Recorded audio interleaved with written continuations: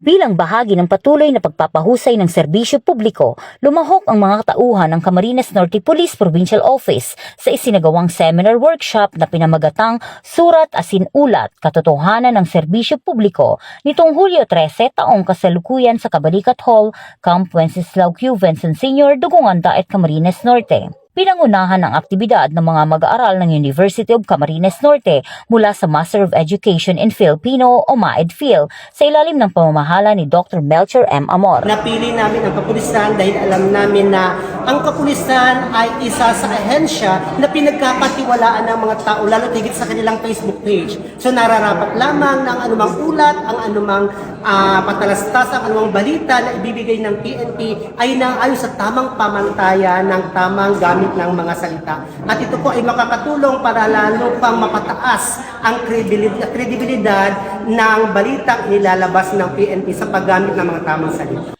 Kabilang sa mga dumalo si Police Lieutenant Colonel Jim V. Jeremias, Chief ng Provincial Community Affairs and Development Unit, kasama ang mga kinatawan mula sa PICADU, 12 municipal police stations at Provincial Mobile Force Company. Sa kanyang mensahe, sinabi ni Police Lieutenant Colonel Jeremias na mahalagang taglayin ng bawat pulis ang husay sa komunikasyon at tamang pagbabalita upang maihatid sa publiko ang tumpak at mapagkakatiwalaang impormasyon. Tinalakay sa seminar ang tamang paggamit ng salita sa komunikasyon at media, mga batayang prinsipyo sa pagsulat ng balita at paglikha ng mga epektibong biswal na presentasyon ng impormasyon. Sinundan ito ng mga workshop at praktikal na pagsasanay upang higit na mapaunlad ang kakayahan ng mga kalahok sa paggawa ng mga ulat, press release at iba pang opisyal na komunikasyon. Ang ganitong mga pagsasanay ay mahalagang hakbang upang higit pang mapahusay ang kakayahan ng mga pulis sa paghahatid ng tumpak, mabilis at mapanagutang impormasyon bilang bahagi ng patuloy na pagsisilbi sa mamamayan. Mula po sa Camarines Norte Police Provincial Office, ako po si Police Master Sergeant Lian L. Pajarillo, bagong PNP para sa bagong Pilipinas. Serbisyong mabilis,